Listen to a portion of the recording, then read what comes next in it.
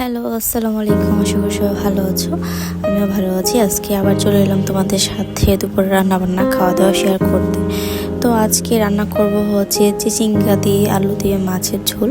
তো প্রথমে আমি আলুগুলো ভালো করে কষিয়ে নেব, তারপরে আমি চিচিঙ্গা দিয়ে দিব আলুর সাথে। আজকে আলু আর চিচিঙ্গা একসাথে কষাবো, যেহেতু চিচিঙ্গাটা একটু শক্ত হয়। ভালো করে কষিয়ে এর মধ্যে একদম ঝোল অ্যাড করে দিব।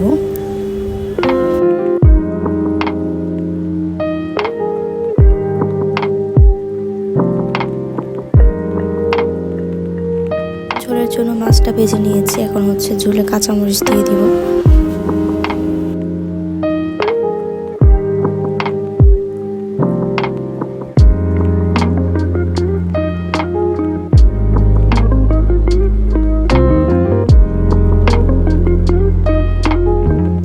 ঝোল রান্না করা শেষ। এখন আমি মাছ ভুনা করব। এখানে ছোট ইলিশ মাছ ভুনা করব, সেজন্য আমি পেঁয়াজগুলো দিয়ে ভালো করে কষিয়ে নেব।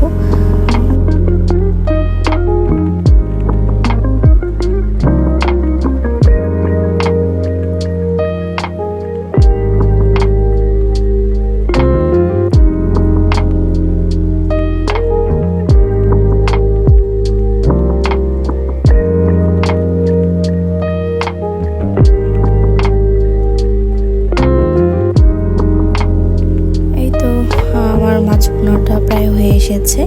এখন কাঁচামরিচ দিয়ে দিয়েছি। এখন কিছুক্ষণ পরে নামিয়ে নিব।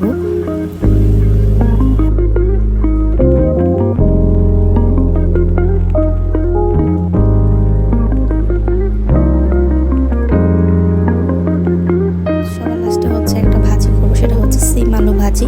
তো সিম আলুগুলো ভালো করে কেটে নিয়েছি, আর যে তাওয়ার মধ্যে মাছ ভাজি করেছিলাম সেই তাওয়ার মধ্যে অল্প একটু তেল দিয়ে এর মধ্যে পেঁয়াজ দিয়ে দিয়েছি। এখন সিম আর আলুটা দিয়ে দিব। তো এই তো আমার সিম আলু ভাজাও শেষ। তারপর এখন খাবার পালা।